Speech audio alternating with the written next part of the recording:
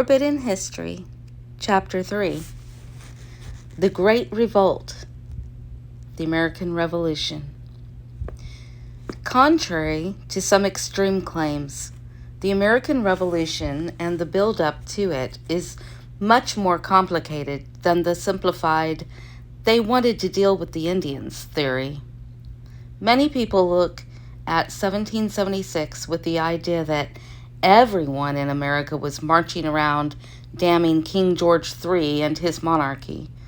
But an honest look at history would have more to whisper to us. Our country was no more unified then any more than it is now. In fact, only a third of Americans in the late 1770s even supported the cause for independency. Even less fought. Another third was adamantly against breaking off from Great Britain. They were called Loyalists or Tories. Some of them would go to great lengths to throw a collective monkey wrench in the plans of the separatist patriot traders. The rest of the population just didn't give a hoot about the cause for or against separation. So what created this whole rebellion anyway?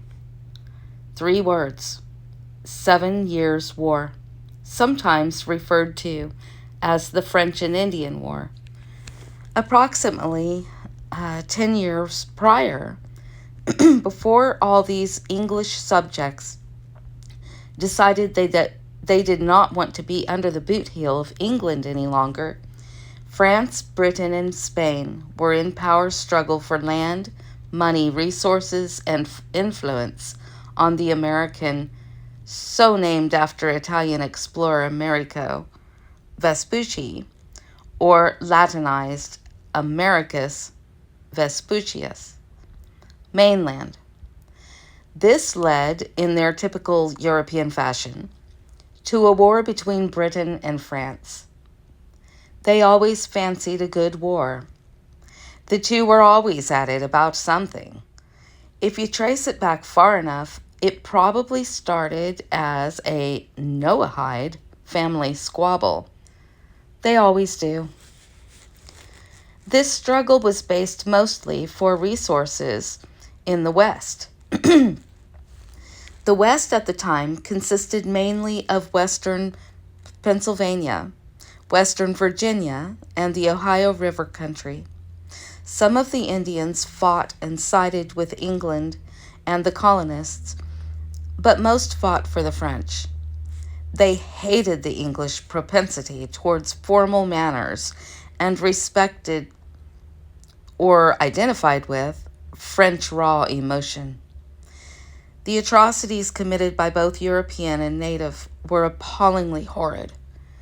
It was this war that provided colonists with their first exposure to guerrilla warfare for fighting both with and against the Indians. Eventually, the French lost the war and had to yield many of the forts and lands to the English, and the Indians that allied with France now had to live as neighbors to the very populations it had warred against. To say they were not popular would be an understatement. After the French and Indian War, the English government began to get wildly sneaky with taxing the colonies. They would create a tax. The colonists would complain and rebel. Parliament would get rid of that one and create a new one, equally or worse unpopular. Basically what DC is still doing today. The king and Parliament's reason for all these taxes was clear. We want your money. That war we fought over there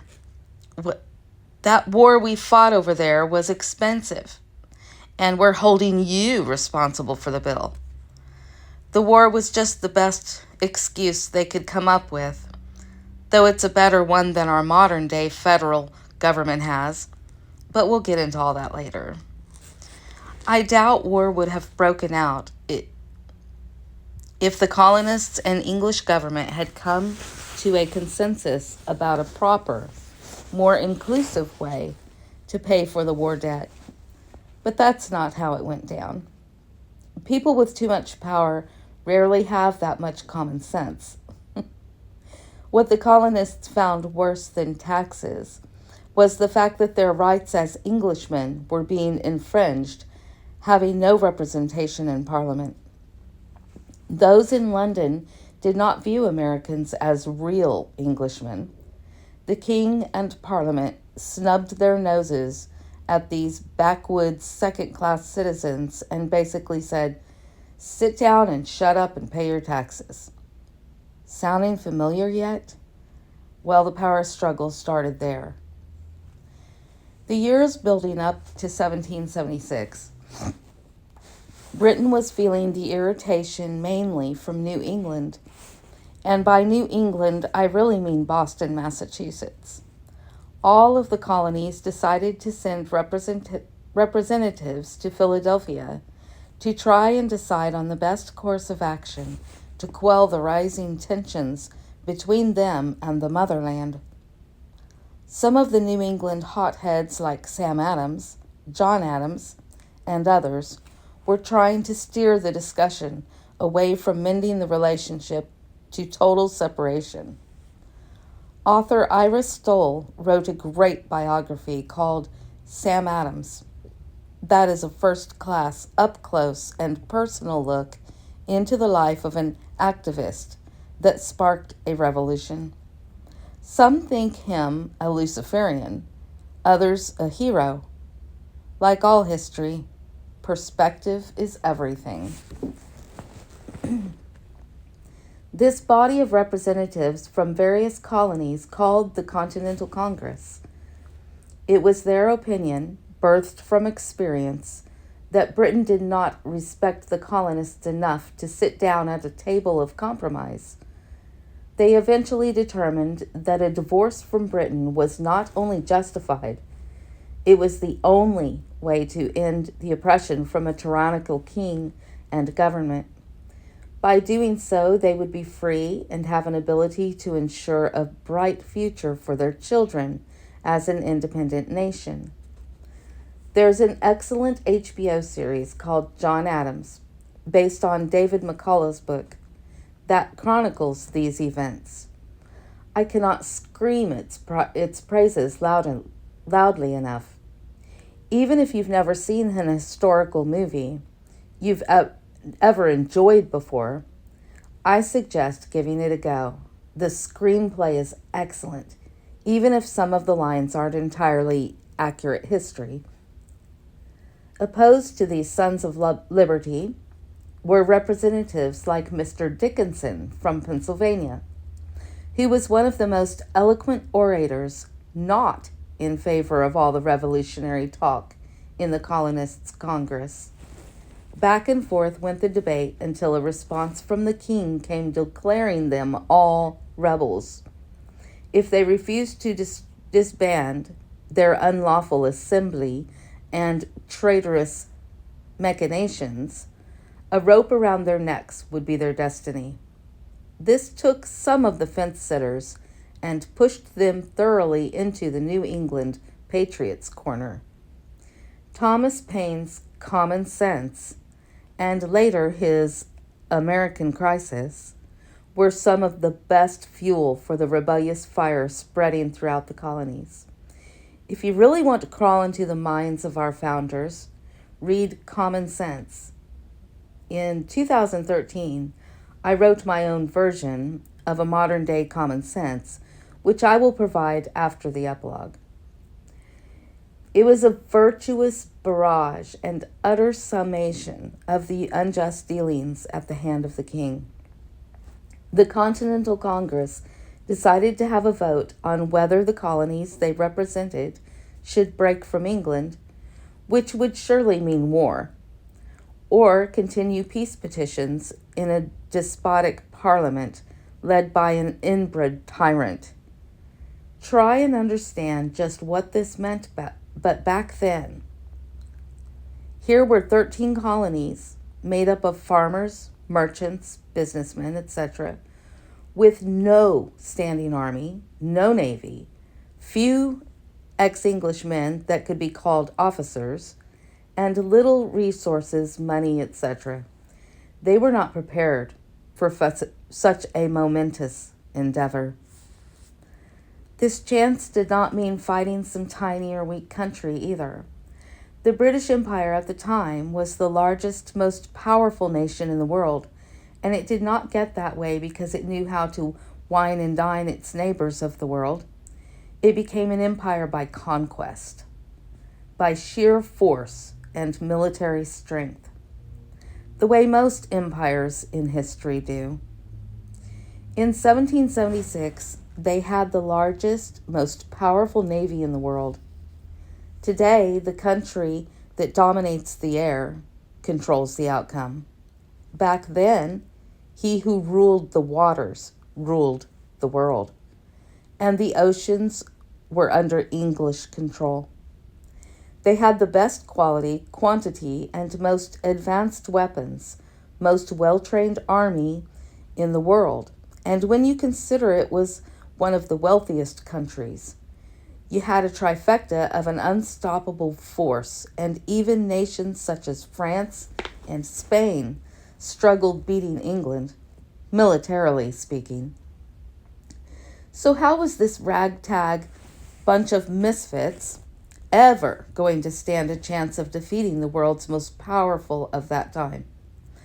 Many colonists of weaker constitutions thought it folly, but others, it seemed, had an unshakable belief that God would back them in their cause, and in so doing grant them the victory. Not everyone, of course, shared such sentiments in the country, which takes us back to the previous rule of thirds.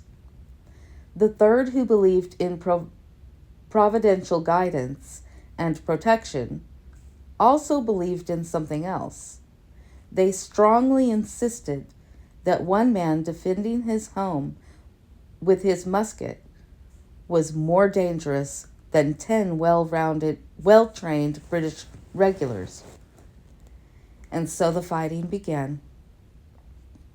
Technically, fighting broke out before the Continental Congress took roll call for the vote for secession.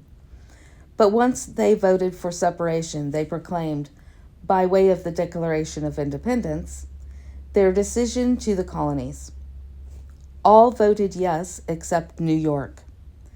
They couldn't make up their minds and voted to abstain, probably because it had the highest population of Tories in the colonies. Once done, they appointed George Washington, who had fought in the 7 Years' War, as general over the militia of Massachusetts. Unlike the American Civil War, 1861 to 65, things were not starting out so well for the rebels of 1776. Time and time again, they faced almost complete and utter destruction, only to survive. Time and time again, they were almost annihilated by the British forces. Miracle after miracle kept saving their bacon to live and fight another day. David McCullough's 1776 is a great read for those who would love to get the juicy details about the struggle. For you gamers, there's also a game called Assassin's Creed. Assassin's Creed 3 by Ubisoft. It's in no way historically accurate, but bad history notwithstanding, it does deliver when it comes to making one feel right smack in the middle of the Revolutionary War, with all its many heroes and villains. If it gets you stoked to learn your American history, we'll forgive its dramatic license and historical inaccuracies. Violence and language not suitable for younger readers. Keep in mind, 21 and older. The Revolutionary War. The man destined for greatness. The Revolutionary War is one of the most fascinating times of our nation's history to study.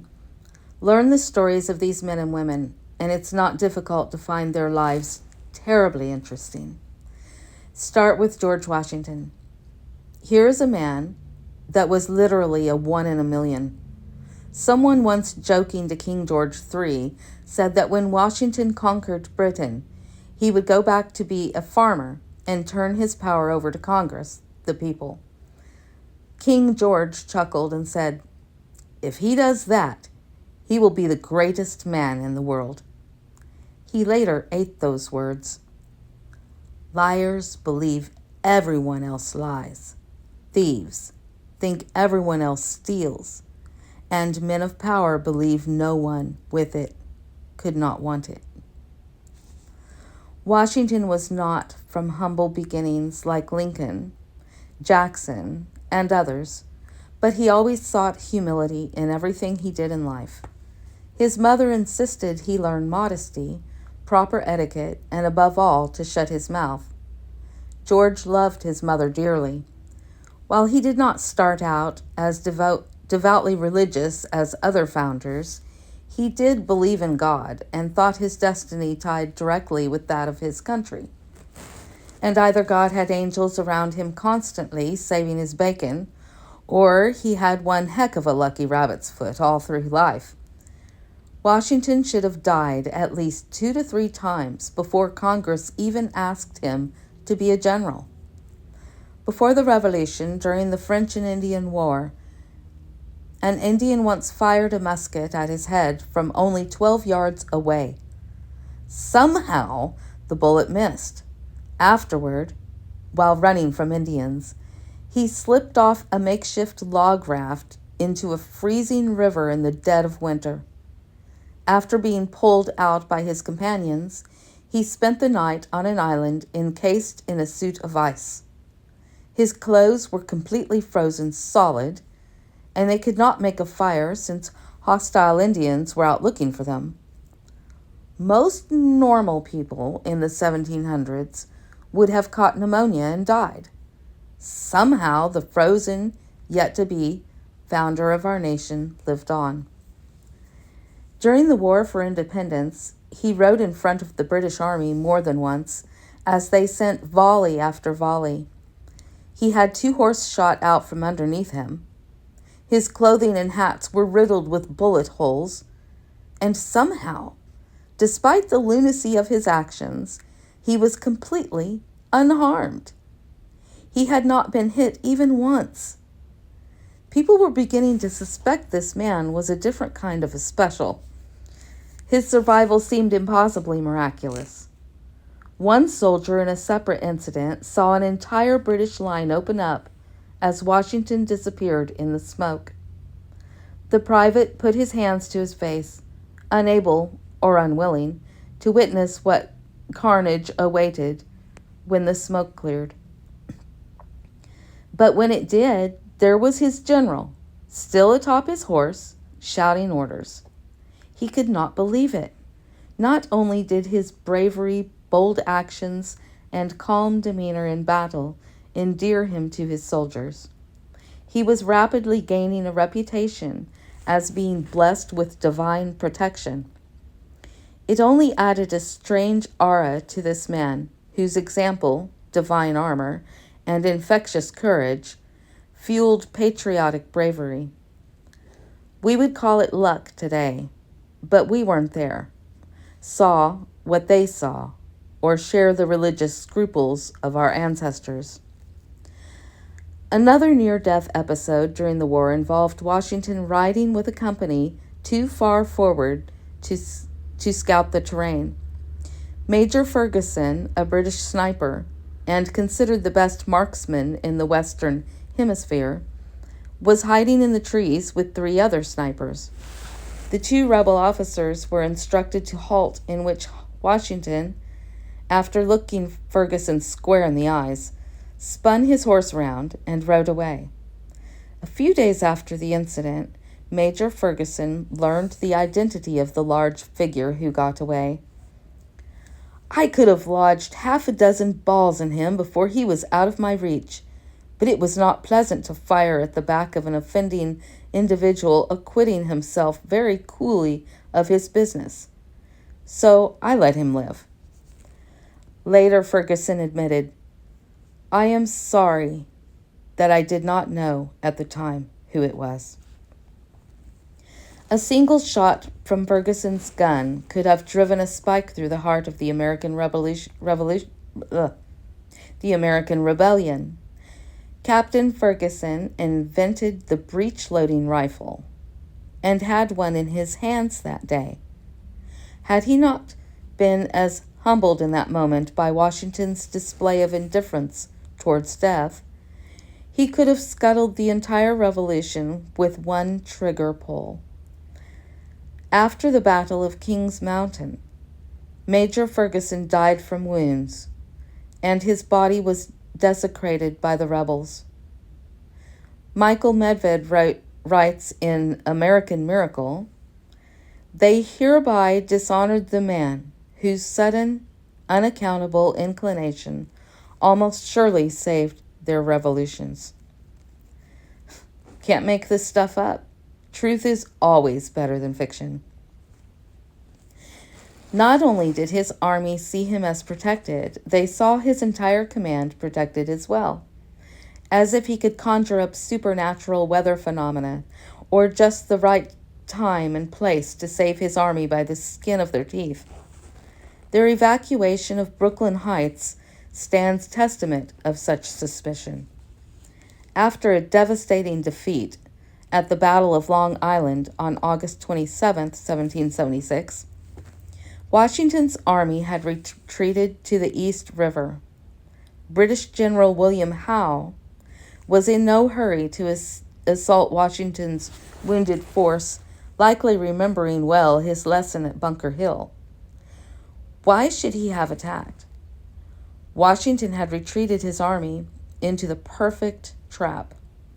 British historians, Sir George Trevelyan, wrote, quote, 9,000 or more disheartened soldiers, the last hope of their country, were penned up with the sea behind them and a triumphant enemy to their front, shelterless and famished on a square mile of open ground, swept by a fierce and cold northeasterly gale. All the British needed to do was bring round a small armada of ships down the East River, and the American rebellion was finished. But then the rains came. A local Brooklyn pastor recorded in a diary that it was a torrent, as can hardly be remembered. Exposed and without tents, the rebels were being hammered by the heavy rains. Washington's men were standing in waist-deep water, keeping watch for Howe's expected imminent attack. 32-year-old General Thomas Mifflin, the fighting Quaker, advised Washington that they had to retreat and get out quick. He had discovered the British were inching their way ever closer, and if the wind shifted or stopped, the ships of war, momentarily kept in check, would soon be at their backs, raining lead on them. Washington put out the call for boats needed to transport the sick and wounded. His trickery fooled even his own army. Believing they were about to make their last stand, many wrote out their wills. When the so-called rescue boats arrived on August 29th, the order was given to muffle wagon wheels with rags. Directions were to be whispered, and every effort was to be made in silence. But they had to hurry. The English Navy was on their way. That night on the East River, God seemed to shift an unfavorable wind, hampering their escape, blowing east, to one that mercifully shifted and speedily carried each vessel west, quickly across the river. Thomas Mifflin requested Washington allow him to be in charge of the rear guard as the escape was commenced. But the thinner Washington's army grew, the more important secrecy became. For if the British discovered what was going down and swept in, Mifflin's men would be quickly overwhelmed. They were stoking fires and making as much noise as possible all through the night, fooling Howe's army into thinking the rebels remained. Around 2 a.m., Mifflin received orders to abandon camp and make for the river, only to realize the order had been a dreadful mistake. Halfway to the boats, his men had to quickly reverse course and return to their prior business of making noise and stoking fires. Luckily, they somehow made it back to the abandoned camp before their absence was detected by the British. Another close call. Historians have since dubbed the evacuation of Brooklyn Heights the American Revolution's Dunkirk. Most Americans are never taught just how close a call it really was, but Washington and his men knew full well what had just transpired.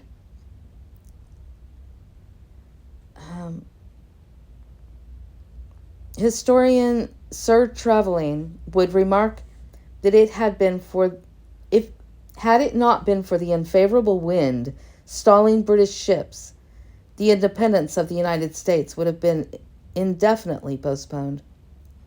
The freak unseasonable fog seemingly appeared to have granted the revolution, in its final death throes, another chance to continue in its treason to king and country.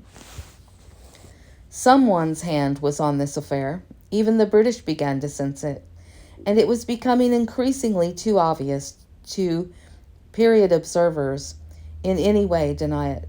The longer events unfolded, the more fantastic the miracles appeared. I'm sure pundits today would have called them conspiracies.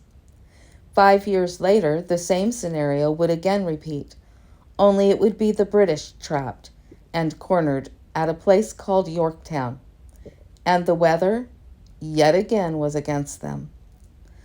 Most people view George Washington as this military genius who outsmarted well-seasoned British generals, but actual history would prove very different. In truth, George Washington never studied abroad like his older half-brothers. Even after the Battle of Long Island, John Adams would conclude, quote, "In general, our generals were out-generaled." Washington was ahead of his time in many regards with the use of spies, civilian intelligence networks, etc. But there were many other generals like Benedict Arnold, Charles Lee, Horatio Gates, and others who petitioned Congress to replace him time and again because they thought him terribly incompetent. They weren't entirely mistaken either. Not militarily, anyway. George had the equivalent to an elementary education today. He was always sensitive about his lack of higher ed and spent his life a voracious reader, trying to make up for it in self-education. During the Revolutionary War, Washington seemed to succeed in spite of himself. He appeared to have no idea what he was doing or how to conduct a military campaign of such importance. But he somehow always managed to survive and fight. One could easily make the case that weather not only would save his army, but also his reputation. Washington once concocted a harebrained scheme to attack the British-occupied forts at Boston just prior to their sailing for New York. It was bold, daring, and extremely risky, but someone, apparently, had different ideas. The night before the Titanic assault was to commence, on March 5th, a cold, biting wind began to blow of hail and snow, quickly becoming what one of Washington's aides called a hurricane. The attack was called off. After the British evacuated Boston, Washington had an opportunity to study the fortifications his men would have assaulted were it not for the winter-like squall. He admitted, quote, "The town of Boston was almost impregnable." and was relieved upon seeing the strength of the once held British positions. In a letter to his brother Jack, Washington admitted the storm was a remarkable interposition of Providence. Had Washington made the attack, its failure would have been likely. The unrealized calamity would have surely led to his removal as commander by his critics in the Continental Congress, who, by this point in the war, were already circling his reputation like vultures. They were seeking any reason to replace him. Something or someone continually saved his battered forces from total annihilation. We may never know for certain if Washington was divinely protected, but in 1770, Dr. James Craig, a lifelong friend and physician, had accompanied Washington into the western Pennsylvania wilderness, where he recorded an interesting tale. The party camped with some natives one evening, and the chief, unlike others, refused to partake in the ardent spirits. Later in the evening, around the fire, the chief recalled an event to everyone present. During a previous battle, 7 years' war perhaps, he had instructed all of his warriors to take aim at Washington. During his oration by the fire, and while looking directly at George, the chief recalled, quote, "Our rifles were leveled, rifles which, were it not for him, knew not how to miss. 'Twas all in vain, a power for mightier than we shielded him from harm. He cannot die in battle. Listen, the Great Spirit protects that man and guides his destinies. He will become the chief of nations, and people yet unborn will hail him as the founder of a mighty empire." This prediction predated a time when few had ever heard of Washington. This happened a full 6 years before Congress appointed him his commission to prosecute war with New England's militia. Was it coincidence? Was it also mere happenstance that the disease, smallpox, wiping out the Continental Army, couldn't touch its most important figure? Thanks to a trip to Barbados earlier in his life with his brother Lawrence, he contracted the disease, rendering him immune to the very plague wiping out his ranks decades later. In another interesting twist of fate, luck, a random German named Friedrich von Steuben showed up when Washington's army seemed at the brink of failure. Remember how the Pilgrims found Squanto? Washington stumbled onto probably the only man on the continent who knew how to organize and train these continental amateurs. Why is this ironic? Some of the most feared fighting soldiers the British had in their ranks consisted of the Hessian, German mercenaries. They were known to be lethal and brutal fighters. I find it interesting that it was a German officer, allegedly a homosexual, that magically, poof, appeared out of nowhere into Washington's winter camp one day and offered to take his bunch of farm hicks, transforming them into a trained fighting force. He taught them discipline and tactics. It's interesting that were it not for this mysterious German officer, some historians claim he made up his title, showing up just when he did at Valley Forge, one could make the case the war and rebellion would have suffered total loss and defeat the following spring. The indispensable Washington would prove the hero, leader, blessing, and father of his rebellious nation time and again, but his generalship could best be described as lucky and successful despite himself. Some in his company thought his decisions insane, like trying to row his army across an icy river on Christmas Eve in the middle of the night to attack the most feared and highly trained troops in the British Army. The Hessians encamped at Trenton, New Jersey. There is a legendary story told by a local Quaker Tory named Isaac Potts, who claimed he spied Washington praying fervently in the woods, alone, one wintry day. The Potts family owned a local iron forge to which the name Valley Forge referred, and it was Isaac's very home that George Washington would requisition as his personal headquarters during the winter encampment.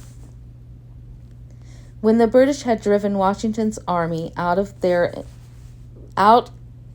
Manhattan, the revolution was looking bleak.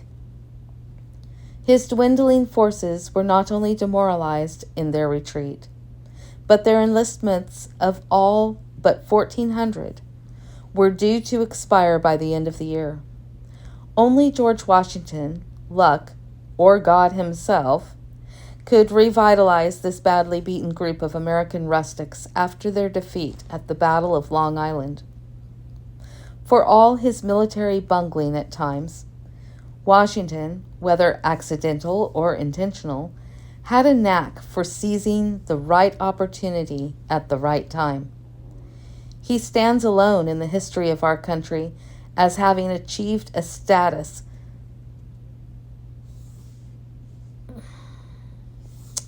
none before, during, or after would ever earn. He was the only man to have the love and respect of the entire country. No leader of our nation since has unified us so completely beyond our petty party differences.